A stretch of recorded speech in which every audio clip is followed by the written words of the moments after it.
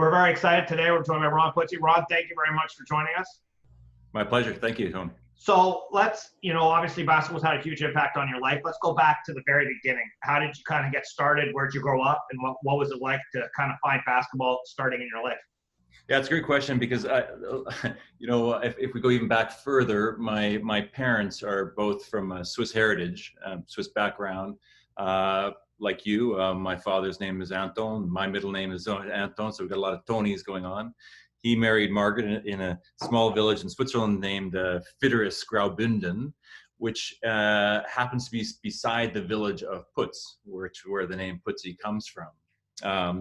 So back in the day, there was probably only one vehicle in the world, and called the Volkswagen, and the village got together, and I guess you can only marry so many people. It's a little bit like Lillooet. There's probably only 5 or 6 family names, and they got married there in their village, got in the Volkswagen, and then drove up to Le Havre, got on a ferry boat there, and did like most of our forefathers. They came over and landed in Montreal. There was a strike there. They had to unload all their cargo by themselves, got everything into their V-dub, and then, like a lot of people throughout history, they came west with no money and had to start working here in Vancouver with no money. I was born in 1970. This has relevance because the day that I was born, plus or minus, I had a sister who I'm not being funny when I say this, swallowed an elephant. And it was one of these hard toy elephants, of course, that you can't have anymore. And that got lodged in her throat. And so she had a lack of oxygen to the brain, ended up being a quadriplegic for the rest of her life. And so it was an interesting time because I was probably born as a reasonable athlete, and and to go to see her every single day of my life, as it would affect anybody, I always felt very, if she could give me something from that, it was I better work my ass off from here forward. In 1972, to give you my genetics, my father, when he came here, he was with the Optimus Striders. That mean much to you, Anthony. K-Jax probably does. He was in track and field, and he's with Dr. Jack Taunton, Dr. Doug Clement, Lynn Williams, these Olympians, Harry Jerome, statue in Stanley Park, Valerie Jerome, also an Olympian. So I spent a lot of my childhood in track and field, just running around and watching, kind of going through that. So so he was, he was national champion in decathlon in 1972, pulled his hamstring, couldn't go to the Olympics, blah, blah, blah. Anyway, going forward. There is, I think it's kind of cute because we're going to get into basketball here. Don't worry, it'll all tie in. But when I was 5, my parents they sent me to Switzerland every summer, which is where I learned my languages, my culture, heritage, how to make cheese, how to milk cows, explore the Alps, how to yodel, if you want me to yodel on here. But it just gave me an interesting, I wasn't a normal kid where kids here in Canada play basketball, maybe, throughout their elementary school, and then and then maybe are in clubs and everything else. It just didn't occur to me that it wasn't the way I was going to be. Anyway, moving along, I went to, in grade 8, I went from McKay Elementary School to Burnett, and that's where I met a very famous basketball family, the Tate family, who I was introduced to Brian Tate and Glenn Tate. Brian Tate was my age. We ended up going to New Mexico State together. But Brian Tate had a brother named Alan Tate. And for anybody who's a historian, in that era, there was after Howard, there was Lars Hansen Howard, and not to take some names away from here, but there was just Alan Tate. He ended up breaking all the records, all the school records anyway, but even at the Provincial Championship, he was the god, and especially because he was at Richmond High, there was a direct correlation. But here's what I need to say is that both my parents are from Switzerland, right? I could have easily been, a goat farmer, or high up in the Alps, all those kind of things. It didn't happen. I ended up coincidentally in Richmond. I coincidentally meet the Tate family. I had no idea what university was. I mean, truly, both my parents, when I was in grade 7, my father in English, pissed off. I didn't see him for 10 years. So I was at a mother, minimum wage, going in. She's just kind of pushing me, is fostering it as much as she possibly can. So to be introduced to Alan Tate, to Oregon State, to a guy who went and played for the #1 team, Division I in America, broke all the school records. It was very, very influential. So anyway, grade 8 is kind of where I started playing basketball. Grade 8 is also, I'm not sure how you were when you were in grade 8, but there was, we loved playing dunk ball. So we'd go find the grade 8 hoops, or sorry, the 8-foot hoops, and where everybody can feel like they're MJ, which is coincidentally also the time where MJ started basically his career. He probably hit the big shot at North Carolina, and now but it still was James Worthy, Cooper, those kind of names that we were able to, everybody could be that way, right? Everybody could be Shaq and try to block the ball at the rim. Simultaneously, it's when Dolphin Park, it's been around for 35 years now, so let's quickly age ourselves, but right around there is when Bira Bindra and TJ, there's Bruce Watson, you name them, but that's when they started the Dolphin Park Classic. And that was a time where, again, 10-speed bikes, if you had a 10-speed bike, that was probably a Ferrari, 7-Elevens, the memories of the big gulp coming out, where we just survive on big gulps until the super big gulp came out, and that changed everything. Now you can really play hoops, so that's kind of, again, an important part there is I start playing at Burnett simultaneously at Palmer. We start having a bit of this rivalry. There's a guy named there's a guy 6'9" kid named Kelly Krasinski, who's probably almost 6'9" in grade 8. Joey DeWitt, Jeff Pereira, a bunch of guys. You can name them later on. But that was I think, to me, just to let you know, for me, those are some of the best games I was ever a part of. And I think they would agree too. It was just every game was a 1 point, 2 point. They would always get the best of us, but every once in a while we would beat them, and that was kind of neat. Anyway, do you have any questions, or you want me to keep going here quickly? No, I mean, realistically, I'm happy to rattle it on. Just when did you, let's kind of lock down on when did you, so you got started in grade 8 playing basketball, and then kind of what was that experience like getting going there in high school? That was because Brian was coming along after Al Tate. That's when Bill Disbrow, I was kind of introduced to Bill, and he would come to a couple of our games, and that's when I learned that there was a Richmond High, that there was university, all those things, right? Bill had or Coach Disbrow had open gyms on Tuesdays and Thursdays, and that was where I learned to get my ass kicked. And I remember, of course, so grade 8, the reason why I'm bringing up the dunk ball, we just played that all day long, all the time, trying to get better and getting better. By grade 9, now you're formulating structured basketball. And that was, now we're going to high schools where Steve Taylor is, Jim Lamont, these guys that then win the provincial championship, and they just feed it to us. And I think it's interesting. I think we all have these memories of going to those open gyms and scoring your first basket. Of course, I go back to my Swiss mother and tell her I scored a basket, and she would mean nothing, but I scored it on, the form, the future MVP. And then next month you'd score 2 or 3 baskets, and how it goes. And all of a sudden, so in grade 10, Palmer wins the provincial championship with that team, with these guys that I just mentioned. And Brian Tate and myself, we come in 3rd. And already then we felt that, and that same year, Richmond High, 1985, wins the senior boys championship. They lose to Stevenson the year before by 35. Right. So they get crushed. But grade 10, we know both feeder schools are going into Richmond High, and this is going to get dangerous. And that's, I think here's an important piece to this as well, is when I was in grade 9, there's 2 stories here, is Disbrow pulled me aside. I'd been playing a lot of basketball to that point, I thought, but he said to me, and this is up your alley as well, because he said, Ron, he said, you could be the best player here, or something to that effect. And I thought, oh, cool, Richmond High, oh my God, this guy's a lunatic, this is great. He goes, no, I don't mean that. I mean, you could be the best player in BC. You could be the best player in Canada. You may be one of the best players in the world.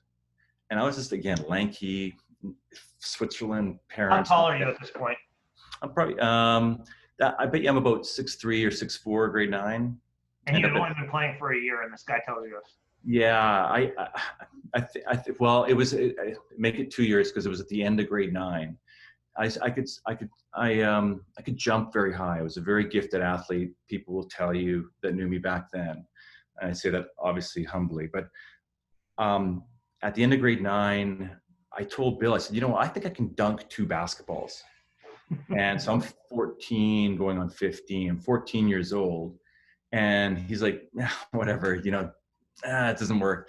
And I remember he and Doug Beers, who's assistant coach at Vancouver College, they left the gym. And I said, I'm going to try this one more time. And I went up and was able to dunk 2 balls at the end of grade 9. And I just chased after him and said, but again, I was so naive. I didn't even know what that meant. Now I'm 50. And I look back and think, wow, I look at grade 9 kids and, anyway, I could jump. They don't look like they're dunking 2 basketballs. So, but that's important, an important piece for you as a coach, for other people's coaches.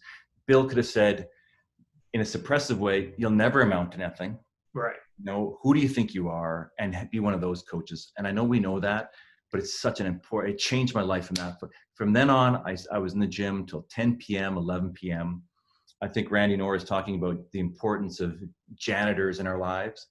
Rolly Chalmers was the janitor, had an engineering degree, understood what it meant for us to be there.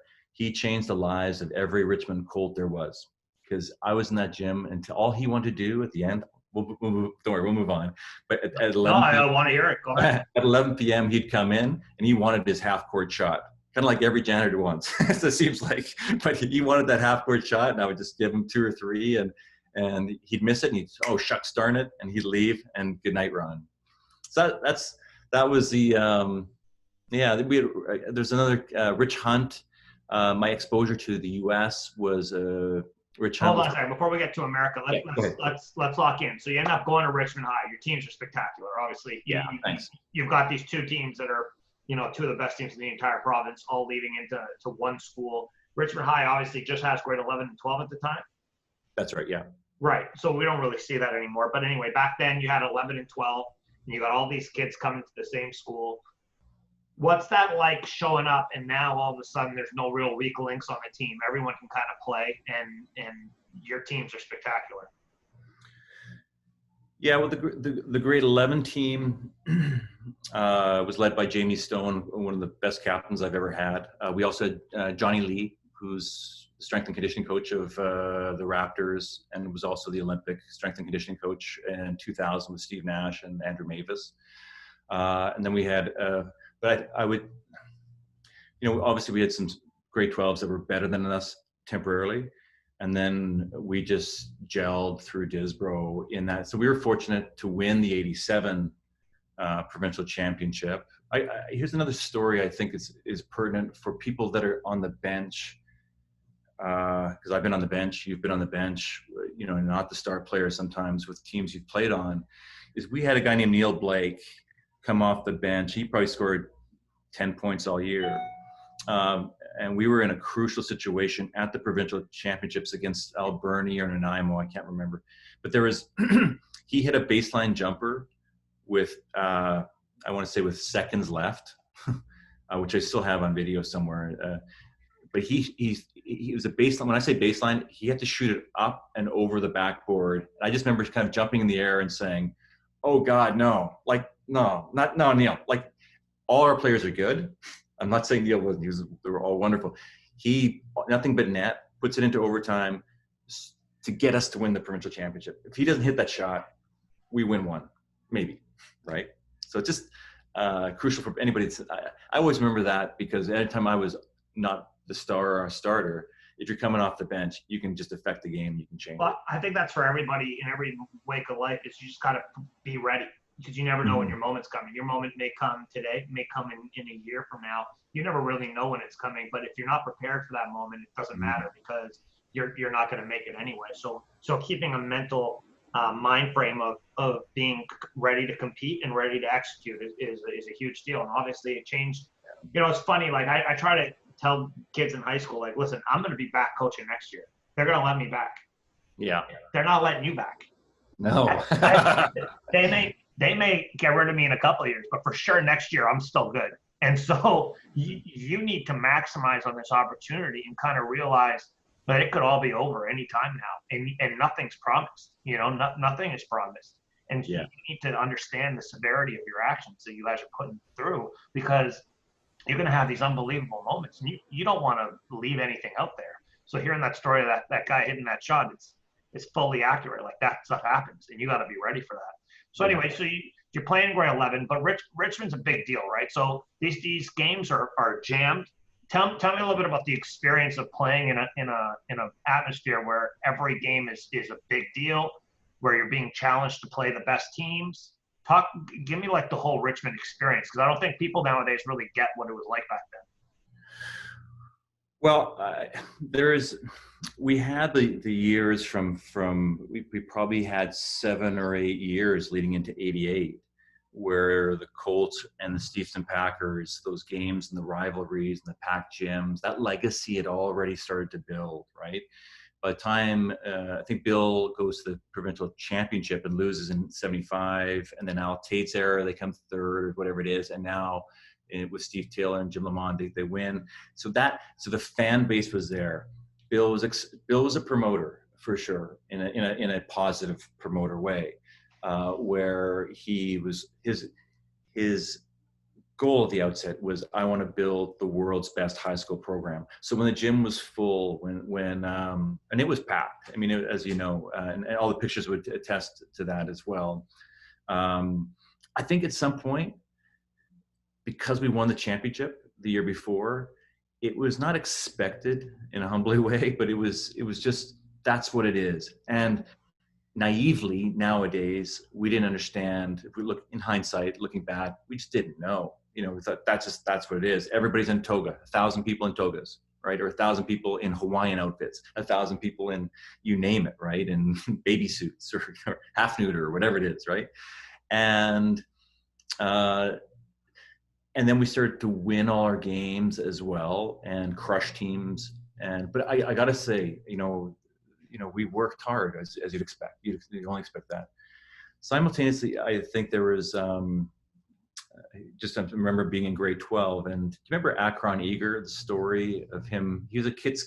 He was probably the best player, other than maybe David Wilscroft and a few other people, a year behind me. He died tragically at Christmas time with his family. They went down to the Caribbean. But I remember him calling me, and this is, I don't know your character entirely, but it sounds like something you might do as well. But I was probably one of the better players on the Richmond team. And he called me at home, got my home number for some reason, said, "Hey, Ron, what are you doing?" "I'm fine, Akron." And I have to understand that Akron was like Larry Bird, a bad dress labor. He's in English, he actually stunk. Like, nobody wanted to guard him. "Hey, you guard Akron." He had one pair of shorts. He had a shirt that was, just with holes in it.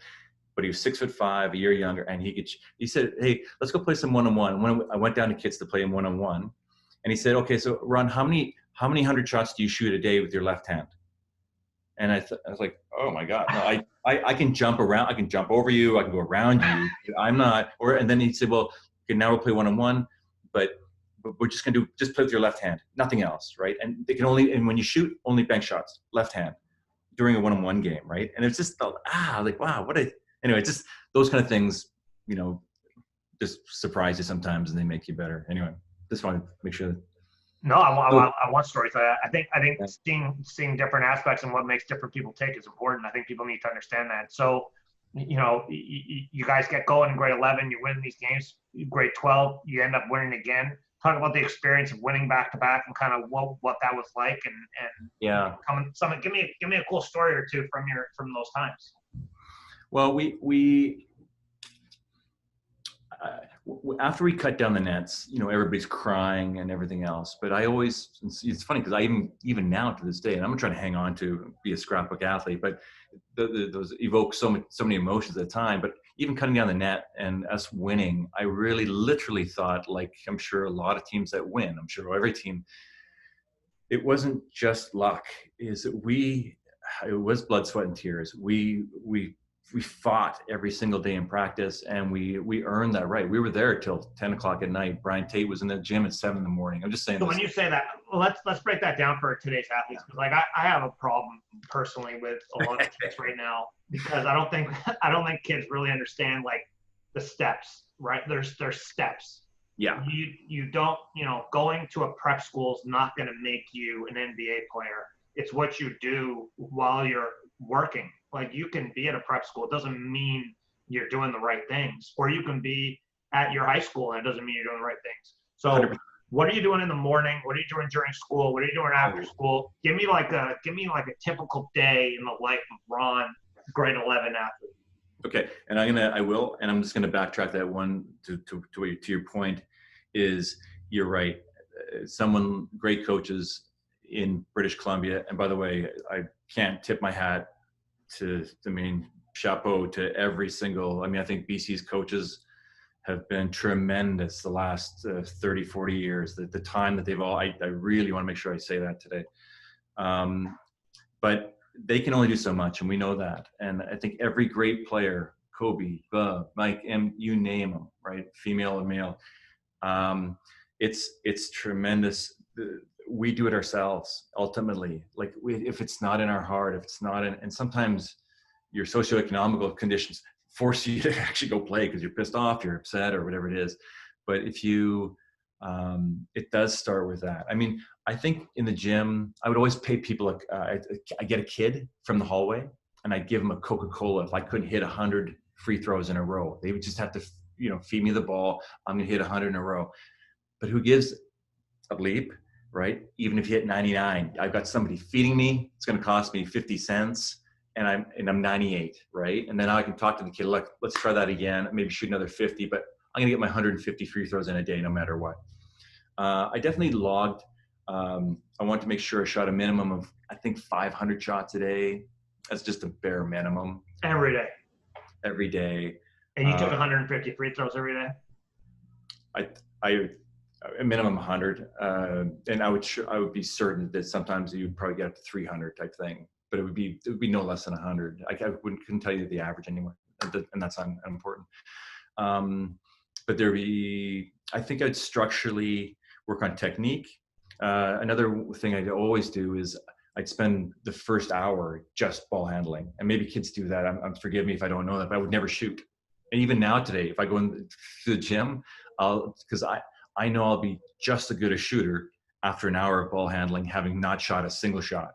Right, just because I got that feel of the leather and understand my body awareness is after an hour is crazy. So hold on a second. I want to get in depth on that because I think that's important. And by the way, that's not what happens. But I hate to break it to you. That is absolutely not what happens. I truly, Anthony, I have no idea. You're way out. Nobody's doing what you're talking about. But that's why no one's got a handle, right? Like it's not because they're found a way to do it in 15 minutes. They're just not doing it. And so an hour of ball handling, what does that mean? 1 ball, 2 ball, stationary movement? What are you doing? Oh, great. It's funny. You're evoking a lot of memories now. Is that, so I would do a few things that I thought were excellent. It'd be 1 or 2 balls for sure, undoubtedly. Another thing I would shoot with gloves from time to, with ski gloves on. Maybe, again, and somebody definitely, now you've got the equipment to do it, but I'm sure as one of the first people to have people wrap a towel around a broom and just jab me every time I'm shooting a 3, every time, like, just foul me. And what that does was a great conditioning, and especially if you're down in low, because kids worry about getting their shot blocked, right?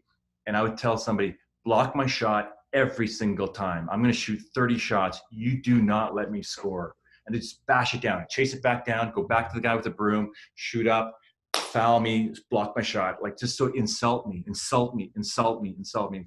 the second the game's on, that broom guy's not there. There's no insults. There's a few people mispronouncing your last name, Putzi, and that's about it. Let me see what else. And then, of course, once you take your gloves off, now, of course, the ball is just like silk, and you feel every little thing.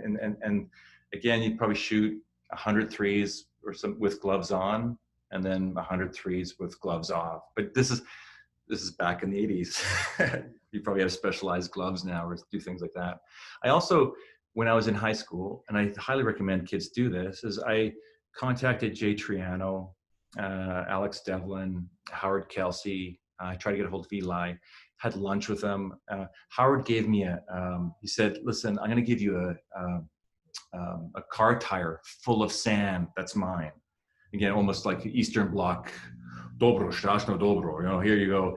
And he said that he taught me to go to those three tall buildings. At the time, there's only three by Minoru Park, and just go up and just do stair jumps, right?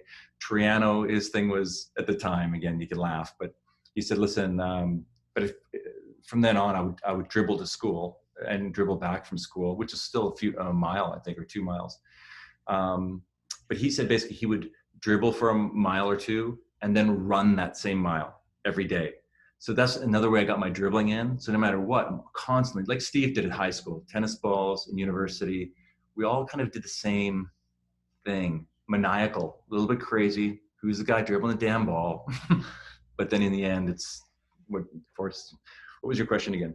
No, that's it. You know what? That's like when I was in high school, there was nobody, we were in the gym all the time, but it wasn't to that level. But there was a guy named Andrea. I'm getting old now, so it's been 20 years. And when he would literally walk around with a soccer ball and he would kick it in the hallways, and he would, at recess, he would go and he would kick the ball against the wall. There was just one wall, and he would literally kick the ball against the wall. And then at lunchtime, he would kick the ball against the wall, and then he would start juggling. And then he would just juggle, and he never dropped the juggle. And I'm like, what's your cap on juggling? And he's like, I still remember it. This has been 20 years. He goes, I got to like 800 once, and then my mom called me, so I had to go inside. But I've never really tried to go any further. I can keep going. Like it's not a thing like where I drop the ball. I'm like, oh, I can do like 6, right? And it's like, and so you see these special people, and their normal is absolutely insane to a normal person, and that's what makes greatness, right? Like that's, getting a tire and filling it with sand and going up hills, like that's what makes you great at something, because you have to be compulsive. When I started my business, I used to work, I'd go to the office at 8:30 in the morning, and I would leave at 10:30 at night. And mostly, I didn't have any friends, so I don't have any friends, so it doesn't make a difference. But that was kind of what it was. It was like, I got stuff to do. We got to get it done. I need to be great at this. And so hearing these stories from you, I hope somebody says, okay, I guess that's what it's going to take. And then they kind of take it to the next level, because that ball handling, like one of the things, sorry, I don't usually talk this much during interviews, but I coach a team, and we ended up doing pretty good, but we lost the last game of the year in overtime. And yeah, it still sticks with me, but it stuck with me like really hard for a couple months. And then I said to myself, why did we lose? Like what? It was one possession, went to overtime. Like what, we changed everything at the school. We did everything. These kids did everything I asked. And I was like, I let them off the hook. They would have done more. We could have done that one more rep. That might have been the difference. We could have done that one more push or that one more shooting drill. Why did I let them off the hook? And so I've got some kids now, I got this one kid on my high school team that I'm coaching right now, and I am on her all the time. Cause it's like, listen, dude, you could be special, man. Good is good for most people. It's not good for you. You got potential to be spectacular. And that's that thing that, when you said Disbrow told you that, it kind of flashed right back to this one kid that I'm coaching right now. And it's like, dude, being better than the random kids around you is not the answer. How great can you be? You can be spectacular. And so that's kind of a challenge listening to you say those stories. It brings back so many thoughts in my head of how important that is to realize. So you do this 1 hour. Sorry. So you do your hour of ball handling. Let's get back to the schedule. Hour of ball handling. Now what? What happens after your hour of ball handling?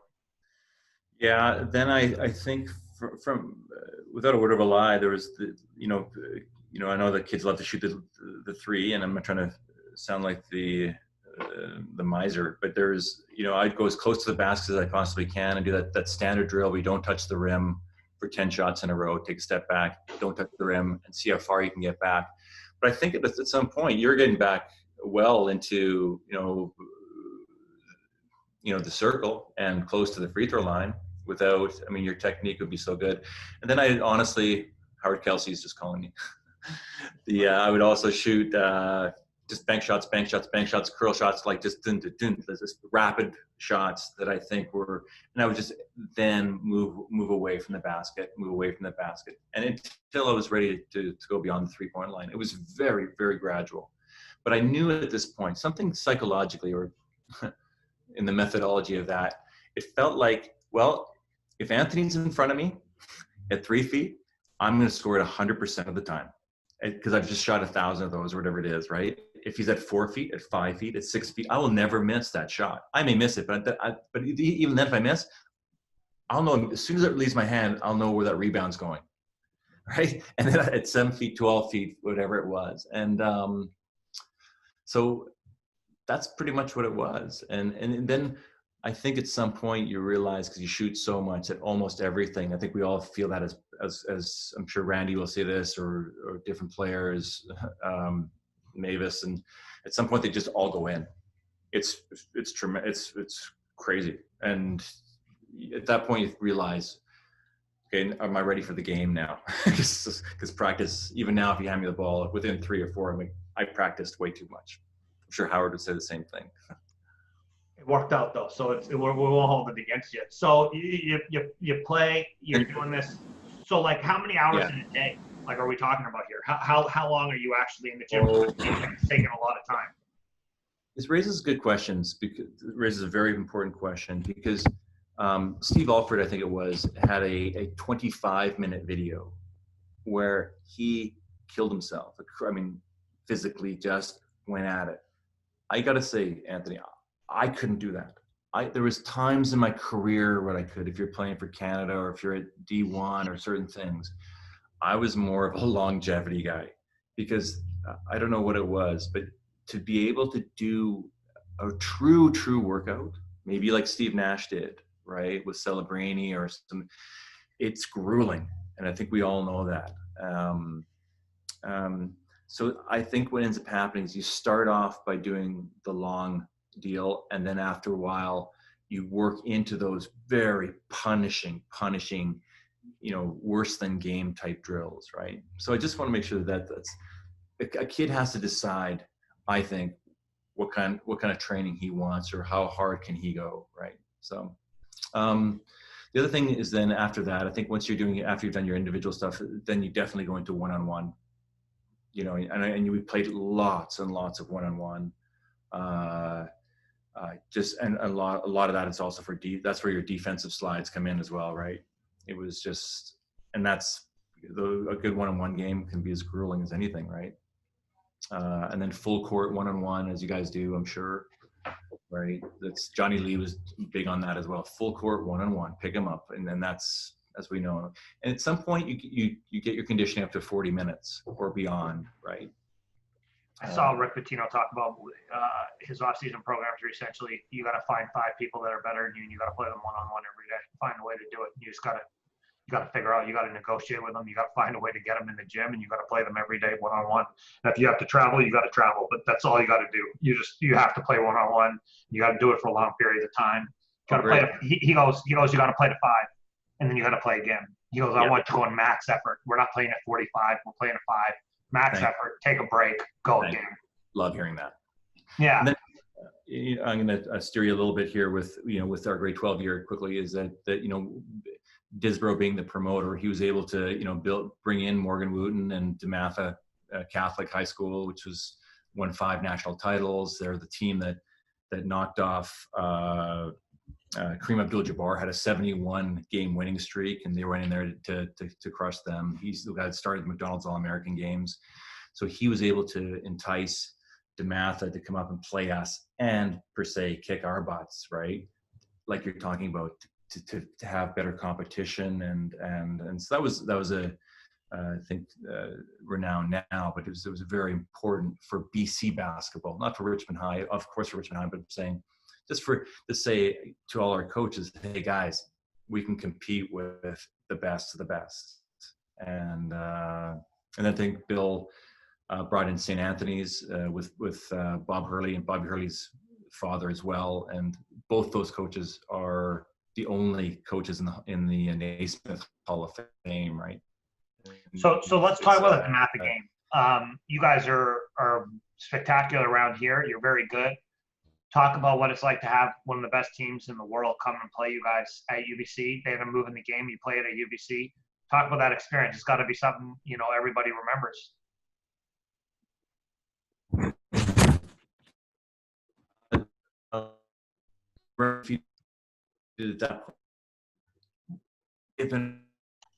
We had a little technical issue. Go ahead, Ron. Go ahead. Tell me the story about the DeMatha game. So DeMatha had first of all, every one of their players is a Division I for years, was renowned for having every single player would get a Division I scholarship. DeMatha had a 7-footer named Gerard Mustafa, and he was definitely going to be one of the top picks in the NBA draft. So we were basically tied with, I think we were down 1 with 4 minutes to go. And the biggest difference is they had a 7-foot NBA player, right? Who he ends up with 36 points. I end up with 32 modestly, and we lose. And I don't think it was perfect. Like the gym was sold out. There had never been an atmosphere like that during a regular season game, I don't think, and certainly in UBC's history. I know in the 70s they had tremendous crowds, but for a high school game, it rocked. And so, tell us about the lead up and the build up to that game. What was that like? And then what was the emotion after you finished the game and you almost pulled it off? Yeah, we were, what happened with Disbrow is, he definitely tried to keep us. He thought we would be crapping our pants, really, if we saw them. And they do come in. They walk in, like the Chicago Bulls, let's say, and it's full. There's 7 foot, 6'9", 6'9", 6'8". They probably starting guard is 6'4" type thing, and we all know. And they're all, I think they're predominantly black, if I remember, at least half and half. But they're strong guys and athletes and the whole thing. And so Bill was basically saying, look, do not watch them practice. Do not do this or that. And then he watched practice for a little bit, and then he said, guys, because we were practicing after them, he said, come on in here and watch these kids practice. They're just like you. And the more we watched them, the more I think there was an understanding, like, wait a minute, our fundamentals, and I'm not taking anything from Morgan Mood.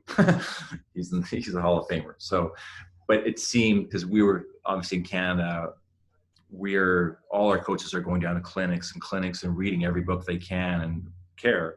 But our fundamentals were equally, let's put it, as good as theirs. And we knew if we abided by those and just played how we could with the team we had a chance. But it came down to fundamentals, I think, for sure. Yeah. Well, I think when you're playing a team that's way better than you, it's can you execute your game plan? Can you take care of the basketball? Can you just focus? And I think it sounds like you guys can take care of that stuff. So you play that game, you guys win the championship. What's the recruiting like where you end up in New Mexico? What's that? How many, was there a ton of options for you? What were you thinking? And then inevitably, what made you decide on going there? I wanted to go away. I looked at UW. It seemed pretty close. Locally, from grade 9 on, I had a full scholarship offer from SFU, which also was everything was, what's university, what's this or that, and what's this? I can get a scholarship. What would that mean? Very naive. UBC made me with Bruce Enns a tremendous offer as well. And then I think it was Utah, New Mexico State, Washington, and then the package of whatever letters you get. It was every single university. How serious they are. I mean, it all comes down to which ones are really serious. To go to New Mexico State, Brian Tate and I went together. We did our visit, and you'd understand this. I mean, we walk into the Pan Am Center. It's 13,000 people. You know, they do the whole show.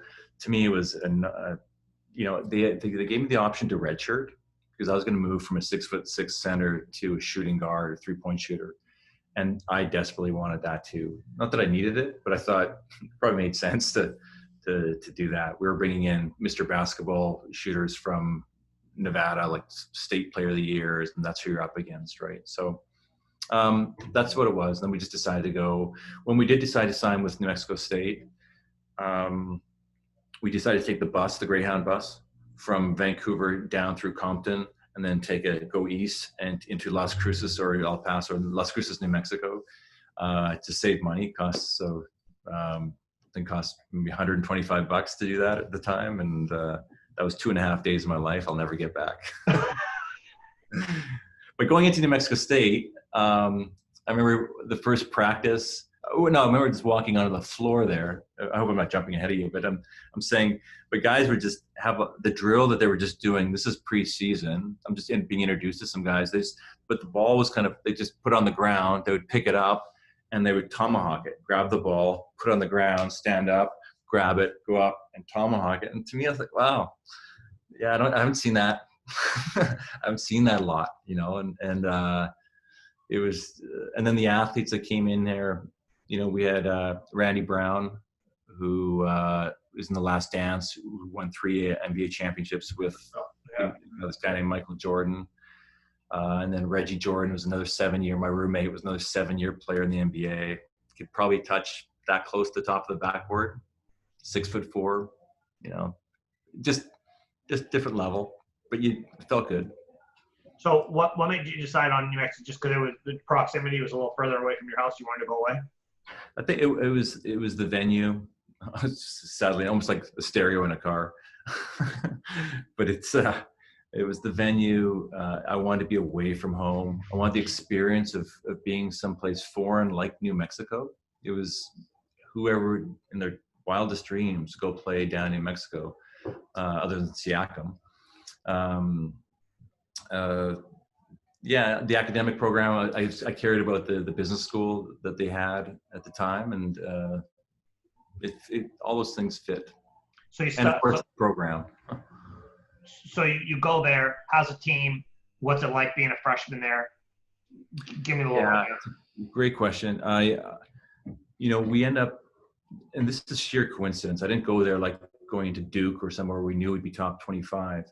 I thought it was incredible because by now I've played a lot of basketball and played against, when we were in high school, we went to the Bronx and played, top P. Diddy's high school, Alan Alda's high school, different things. And I was exposed to a lot of basketball at this point. And when you're in university, everybody in the States, everybody's from a different state and they're yapping away. You'll never be Kentucky, you'll never be Kansas. And because we had Randy Brown and Reggie Jordan, myself, I was a decent player, and then we had a couple other state player of the years and different things. I just said, I want to see the team that comes in here and just rolls over us. I just can't. I couldn't picture it. I said, unless it's an NBA team, like back in the dorms. I said, I just want to see. And then it didn't happen. We were, I was 26-5, and we were top 25. Coincidentally, by the way. So we just. We're top 25, maybe even top 20. Got to top 10 in the country. As a freshman, we beat UNLV with Stacey Augman, Larry Johnson, Anderson Hunt, Greg Anthony, George Ackles on a last-second buzzer beater. But we beat them, And now you're in a situation, really, Anthony, where I'm thinking to myself, wow, 5 years ago, I was picking up a basketball with Brian Tate. Now I've got Grandmama dunking it through a hoop who's going to go number one. And he doesn't even care about going back on defense. He's just going to dunk it and walk into our stands and do this and nod with his gold tooth and then slowly chug back.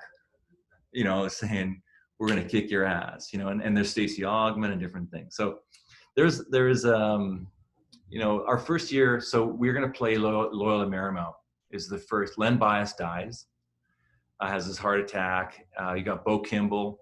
Kind of an interesting story for me anyways, that coach comes in and he said to us, because I hate to tell you this, guys, I think we're in Long Beach or something. He said, we're going to go out there right now. He said, there's absolutely not a single person in America outside of your girlfriends and your parents that want you guys to win this game. Good luck. And so Bo Kimball, as a point guard, grabs 18 rebounds, 45 points, shoots his left-handed free throw, and we lose. We're gone. And we've got a good team. Like we're a stacked team with Randy Brown and those guys. But they beat us and they go on to the Elite Eight or something. Anyway. That was a good experience. The other one, of course, having UNLV in our conference was amazing. Like all those names I just mentioned, but it was, Greg Anthony here played in Vancouver, et cetera, et cetera. But we were at the Thomas and Mack Center. They had won 57 games in a row at the Thomas and Mack, and coach came in there as well and said, you guys ready?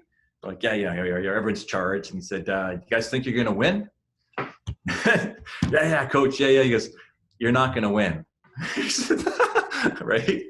They got the laser show. They got the big bear when you come out, the big grizzly tries to claw you, the full itinerary, ESPN, the whole thing is, you guys are not going to win this game. New Mexico State's not coming into UNLV and knocking these guys off tonight. This is a full NBA team. And sure enough, he says, but what we want to do is we want to wait to see how long we can get them to dunk and get their fans into it. But it was a tip back to Anderson Hunt, Augman launching himself down the floor, and one big bam dunk and the whole fan, and we lost that game. And then Anderson Hunt had 9 3-pointers in the first half, which didn't help us. Yeah, no kidding. So when you're there and you start seeing these guys that can play, what compare work ethics? What was it like? Were they working at the same level you were working at? Did you need to raise your work ethic? Talk about what type of work you had to put in to get to where you needed to go. Well, just recently with The Last Dance, my friends were asking me like, well, Randy doesn't score a lot of points. We had a system where we ran 8 people, and if you scored 14 points, you were huge. That was a huge night. If you scored 10, that was a big night. And they're like, well, I don't see Randy doing much. He didn't score. Can he shoot? And I said, you know what? Randy can run laterally as fast as Usain Bolt can run straight. Like he can just do whatever he wants. So I don't know how to explain this to you, and I'm sure perhaps you've played against players that are that gifted and that good. But if you think your jab step's going to fool anybody or crossover or this and that, I mean, everything is lightning fast. And it's just everybody's on the cusp of making the NBA. And so, yeah, the intensity for that spot is off the charts. And it's very physical. It's very, confrontational, and it's very, it's a lot of guys are from South Chicago. A lot of guys are from, the Comptons and whatever areas of the world. And I can tell you for sure, they're not afraid of anything. There's not even a persona where they're huge, strong, and tough. And so every practice is that way. First practices used to start off at about 3 hours. And then by the end of the year, it was interesting too, as a coach, you'd like this as well, is because we got very good, practices ended up being just over 1 hour. The coaches said, as long as you win, guys, because if we can get all this, because you're in shape now, right? After those 3 hour practice, you're in shape. So if you get this in, we get the free throws, and you listen to what we're doing, the defensive traps that we're doing, everything else, you're in and out, go to school, right? That's what ended up happening. And that was very functional, by the way. Because we end up, all 4 years, we make the NCAA tournament. And then in 1992, we go to the Sweet 16, which of course is, again, I'm a kid from Richmond High. I'm just thinking, here we are at the pit in New Mexico, playing the Sweet 16 in the state that we're from against UCLA. I think we lose by 10 or so. but there's a lot of funny stories there too. So. Yeah, no, I mean, I think it's an unbelievable journey that people need to hear about. So anyway, so you finish your career at New Mexico. Now, what are your thought process? What did you graduate with, and then what are you doing after you finish university? Yeah, I did, because we made the tournament and made the Sweet 16 the year before. For me, and just to go back one more little thing, is that at UTEP they had Tim Hardaway, so up in New Mexico, UNM, they had Luke Longley. So, and I had my NCAA. I remember Alan Tate having the beautiful NCAA tournament watch, right? And I had a bunch of those now. We were conference champions. We were all these different things. So I had all my rings, and it was great. I just didn't feel, unless we can make the Elite Eight, that why I wanted to go pro. So I graduated early, and at Christmas time, I left. The summer before, illegally, I went to Europe, flew to Europe, and I tried out with different teams. I knew in grade 9 that I had a Swiss passport. And in grade 9, in English class, I wrote down my top 10 things that I wanted to do. And one was win the Provincial Championship twice if possible, in parentheses, be MVP, which would be immodest, but it was like, whatever. Play 10 years pro, which is exactly what I did. I wrote this in grade 9. Play 10 years pro if I don't make the NBA. Graduated with a degree, you never get a Division I scholarship, did all that kind of stuff. Anyway, so I kind of did all that stuff, and it was, whether it was coincidental or not. When I went over to Europe to try out for these two different teams, one was a full American squad in the Italian part, and with an American coach, and it just wasn't me, Anthony. I just said, you know what? I went to the French part. I didn't speak French very well. But it was the most beautiful city you'd ever seen, called Fribourg.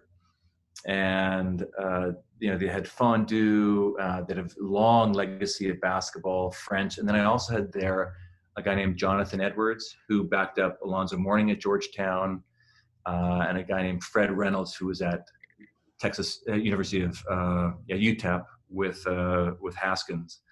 And I just thought to myself, with me, D1 New Mexico State, I said, for me, it was much more important to try to beat this team down there. So I chose that team, just to let you know. So I peeled away from New Mexico State, signed immediately to go play in Fribourg. And then I was there for, I think, 3.5 years. And that was a beautiful experience. I mean, just to get away from basketball a little bit, as soon as I had a car, because you land, they give you a car, they give you a big check, they give you an apartment. I invested that money right away. It was my commerce degree, which turned out to be quite a bit of money, coincidentally. And then I got in my car and I would just drive around Europe. I went to go see absolutely every nook and cranny in Europe I could. Anyway, next question. Sorry. No, that's very. Yeah. So let's talk. I want to talk about that for a second. What was your favorite part of Europe that you went to that you thought was the coolest thing you'd seen? Well, what it allows you to do is you end up doing neat things. So I remember at Christmas time, I would do. I went. One of my very best friends, and my best man at my wedding is Ted Byrne. He played at Acadia for the Axemen out there. Played with Pete Morris.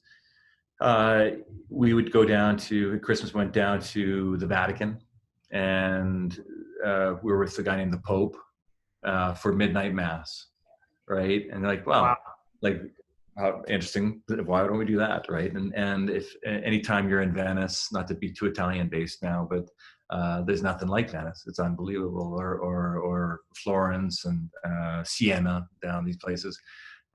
We also would go up to London and Paris and everything. It was all beautiful. Honestly, I'm not trying to be a cheeseball, but there's reasons why people flocked to Paris, or why Rome is so incredible, right? We went to Rome for our honeymoon actually a year and a half ago, and it's closing on 2 years actually. The grandeur of the buildings. I don't think you have to be Catholic at all to really understand what's going on there. It's an unbelievable experience, and I actually think it's undersold. To be honest, as famous as it is and as great as people make it, I actually don't think people give it enough credit, as weird as that sounds, because I think like there's no way you're ever seeing anything like that again. Like it's not Yeah. possible. You make a corner, you think, what, without swearing, what the hell is that? And then you make a left or a right, like, oh, the Coliseum, but there's there's like a viaduct, aqueduct, this the duct did. That's where Caesar died. That's where this happened. That's where it's crazy. Unbelievable. So you ended up getting your commerce degree. I want to pick up on what you just said. So you invested the money. What does that mean? What did you do with the money? I just bought shares. Do you remember what you bought? Yeah. I just bought shares in the stock market that ended up doing well. Do you remember what it was? I do. It was Lion Ore Mining. Oh, okay. I think I bought it at 30 cents. Ultimately, it ended up at $27.50. I think my signing bonus at the time, again, it's not the MBA, but it was maybe $30,000 or $40,000 or something like that. So it worked out. So anyway, you play there. So you did 3 years there. Where did you finish off the rest of your career? In Europe, I basically spent, if you want to break it down easily, 6 years in the French part. So I learned French. And then I was 4 years in the Italian part, where in a place called Ticino. It's kind of the Lake District of Italy, Lake District of Switzerland. It's as gorgeous as it gets. I lived in a place called Paradiso, which is of course paradise. And the teams there, that gets into the EuroLeague games. Some of the best teams I've ever been a part of.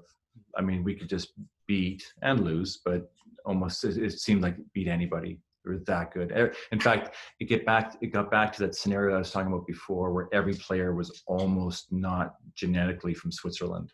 We had passports that were Swiss, but practices are in English and Italian, and we had the best. The first international player ever in the NBA was a guy named Maraga, and to be drafted, and we had this matter, and his son, and then national team players for Switzerland were on our team, plus guys like me. It was crazy and fun.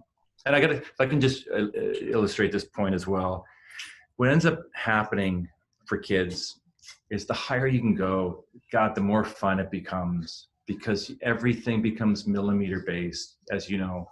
I mean, if I make a pass, I know I can put it past your nose by this much. And the expectations were, here's a quick one. We did a shooting drill for 3-pointers, and this Raga guy, actually guys are very tough at the pro level, of course, but a guy wouldn't feed him the ball perfectly where he was past, you're asking for the ball like this, and he had to do this, and he had to do this a couple times, and he's looking at him saying, can you just feed, because coaches, of course, are keeping tally, and it's a lot of you making the shot as in the pass. And the third time he did it, he just grabbed the ball, drop kicked at the guy's face as hard as he could punt it, didn't stop there, charged him, and started beating him up, like about bullying and that kind of stuff. But here's an international foreign player for Bosnia-Herzegovina. He's a national team player, and no, I know where that ball is going, and that's beautiful. I know not the beating up part of it. You guys can. Sorry. We'll take it. Go ahead. I'm on the Beyrouti show. So well, you just tell the story about where he wouldn't jump the guy after he made a couple of shitty passes. Yeah, and he literally, got him on the ground and just started pounding until we got off him. He wasn't going to stop. He said, I need you to pass me the ball exactly here, exactly this point, and you know how to do it, right? There's no ambiguity of, and sure enough, the other guy gets up, kicks a chair, and from then on in, the passes are absolutely perfect, right? So you end up finishing your career there. What ends up making you decide it's over now? I'm done my 10 years. I don't need to do this anymore. And then what do you do after that? Yeah, I fulfilled the 10 years. And I think that when I want to say this to you as well, is that I'm not one of these guys that felt he could have done this or needed to do anything more. I'm completely fulfilled, and that's perhaps a rare sentiment that a player can feel, right? Yeah, there's things you could have done, missed that shot, but generally, I am thrilled with that, and I was happy to stop, and it was time to stop. So I came back, worked for, I looked at all the banks, did a lot of interviews, interviewed a lot of people that were our age, now, and I basically said, in the end, I choose Scotiabank, and that's I could have gone to HSBC, but Scotiabank had the best program for to get re-educated, really. So they sent me back to Toronto for a long time, and then I went into wealth management. And before the crash, I was top of my class in Canada, across Canada, month over month, year over year. I did very, very well. Right. And then, so how long did you do that? What ended up keeping you going there? Okay. So then I started getting headhunted, and was lucky enough to end up at Haywood Securities, which at the time was basically their office was like a John Grisham novel. The doors were 15 feet high. The washrooms looked like something from a king's office, et cetera, et cetera. And they were the most successful wealth management brokerage firm in across Canada. And I moved over there, and within months there was the largest financial crisis in history. That was a downturn in my life, and as we say, a hell of an experience. So you get through it, and it crushed me for years, and it was brutal, and I learned a lot about people. And it was, I'm not sure how much you want to hear about it, but it was No, to be positive about it. I guess it's another learning experience, and you come out of things, and it was unnecessary, in terms of some of the things that happened to me were just, I thought from a human standpoint, it was atrocious to watch. We're seeing a lot of that now. I mean, I'm seeing it all over the place. People we've chosen not to lay anybody off at our place, but I'm the only one. I mean, realistically, in our industry, there's no events, so people are getting laid off left, right, and center. $billion-dollar companies with money in the bank are just not caring about their people. It's a very bizarre time right now, and I think mental health is a big issue at this point. I think people are fading. I was just talking to a very good friend of mine. His wife is just completely lost her mind. She's doing irrational things that she would never do. She's a very rational human being, but she can't take being locked up anymore. And so you're seeing a lot of this stuff. And I think sport has actually been the thing that's kind of kept me going, because the next play mentality is actually the only thing I have. I have to think next play. What's the next play? Can I get to the next play? What do I have to do? The other team keeps scoring. I'm using all sports out. The other team keeps scoring. I got to get a stop. Can I get a stop? Now that I got a stop, can I score at some point? Am I ever going to score again? When are the points coming? I need to score. And so you kind of, the mental pressure is extreme. But you know what? At the end of the day, sun rises the next day, and you got to start figuring it out again. And so, it's just like sport, right? Like the rest of life is a direct comparison. It is very. I draw on it like you. Go ahead. You draw on internet connection right now. Oh, you got it. So there's two things. There are two things that when I came back that.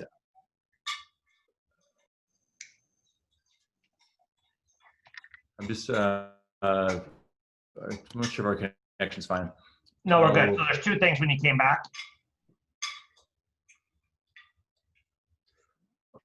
Yeah, there's two things when we came back is one, I started working with the DCYBA, which is Developmentally Challenged Handicapped Boys Association, or Youth Basketball Association, sorry. With Ann Carr and Carol May, and we were able to take Special Olympics, basically basketball for boys, which wouldn't allow boys to, there's a purpose for me saying this, is we started with a few kids and then grew up to 80 kids that had developmental challenges, and 4 leagues or 4 teams in BC, so kids could play year round. Now, when you're going through a crash like this, and at the time I was also going through a divorce and had 2 kids, and it was a scenario of, wow, you know what? I'd go to those practices and say, you know what? We're doing all right here, And then simultaneously, from a philanthropic standpoint, and much of it was altruistic as well, is Howard Kelsey approached me in 2000, so the last 20 years ago, to run the HSBC Basketball Classic. And so now, giving back to community, how can we serve society? How can we get kids to have that same dream that we've grown up on, and that big stage to play in front of. And that's been tremendous as well, in terms of saying, hey, why are you here? This is fun. And you've done the same thing, Anthony, and I followed you as much as I can, but just giving and giving. It's all I want. All I ever want to do is actually just give. I mean, if you think about me, that's really what I want. If I had $1 trillion, I'd say, how can we distribute this to the right people, right? So anyway. Well, and you want to do some cool things. You want to help, create opportunities for other people. Like one of the things when I played basketball, it was $80. That's what it cost. If you wanted to play basketball, it was $80. I still remember it. Like, we had to get the check to my mom, and my mom, $80. And it was like, okay, yeah, sure, here. And like, I can't imagine what it would be like if they asked for 5,000. It'd be like, actually, I can't imagine. I know exactly what would happen. It'd be like, what else is going on in the world? Because this is not happening. So, we're trying to, create pathways for the next generation to have kind of the same experience that we had, because I know all my success in life, for what it's worth, it is, directly correlated to the opportunities that were provided to me by my grade 7 teacher and my grade 7 principal. Right. And if it wasn't for them providing those opportunities, or if there was a barrier to entry for me, I wouldn't have had those opportunities. And so kind of remove the barriers and give kids the opportunity to do great things. And, it ends up, you got to keep going. So I'm going to have 2 questions for you. First question is going to be, if you go back and give young Ron some advice, obviously you're still young, but the younger version, what would you tell him? I think there's, I think that's the mentorship is critical. And every decision I ever made, Anthony, was critically thought out with the amount of information I had. It was really every single one. So I don't look back ever and think, oh my God, my coach was awful at New Mexico State. That's where I went, and that's, and I stuck with it. But I would say this to kids is certainly, and we don't know this as kids, is who are the right mentors? If you're learning guitar, get the best guitar player who has your interest, is not looking out for themselves. If it's a basketball coach or a shooting coach, even specifically a dribbling coach, who are those mentors? But not just, some can be mentors just as coaches, but not be nice people. I tend to only deal with nice people who are also good mentors. I'm very selective constantly, but I would find good people who are good mentors. That's about it. Well, and find the best people, and then let them guide you. I mean, you got it's very important. I fully agree with you. Last question. Talk about an opportunity there was a lot of adversity in your life, and then you had to overcome it to get to the place that you are today. It's probably many. In grade 11, I found out that my patella, my kneecap, was in 4 pieces. And I could only play. It just got worse and worse. I was practicing probably too much, and Dr. Davidson and Jack Taunton had a look at it, and so I needed to either stop playing basketball or get an orthoscopic surgery. But they took 2 parts of my patella out on my left knee. I thought, as we all do when we get injured, I think there's times there where you think that you can't play ever again, and then you end up, obviously recovering from that. At New Mexico State, I wasn't a fan of my head coach. I knew that early, but I was there to get a degree, and I was determined. And I saw him destroy. This is the first time I'm saying this publicly. Saw him destroy incredible people, incredible players. I wouldn't even say that I'm in that category. I could have had perhaps a better career because of that, but there's jealousies and insecurities and different things. It was, to me, and again, it was atrocious. It was in some degrees despicable, as we now have hashtag movements, right? So there's those things.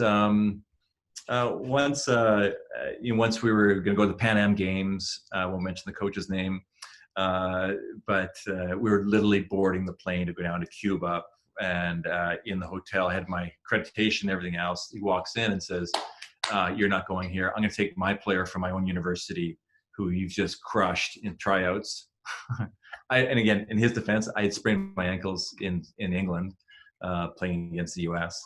And, you know, those things happen. But hey, those happen to everybody all the time. I mean, well, you know what? I think it's part of the journey, and it makes you stronger, and it ends up making you the person you are today, which, you know, obviously worked out. So good, you know, it's part of the process. It's not supposed to go smooth, and you just got to overcome it and get to the next level. And clearly it's worked out. So listen, yeah. I think this has been a great glimpse into your journey. I really appreciate you taking the time to share it with us. I'm excited to share this journey with other people, and thank you so much for coming out today, Ron. Thanks too, and I'll say this: thanks for all you've done as well. Congratulations on baby again. That's wonderful. Congratulations on your success, and again to all the coaches. I just want to reiterate that as well. To all the referees, to Howard Samur, and obviously the media, Steve Ewan, and etc. I'll go down the list that have been a massive part of all our lives, and all the trailblazers of basketball. The Lars Hanses and the Howard Kelsey's and all those guys and Misty Thomas, and we can name all the ladies as well, Kelly Boucher and Jody Evans. Yeah, this goes, and Michelle Henry, of course. Yeah, just without them, the future generations couldn't do what they're doing now. So thanks so much. I love it.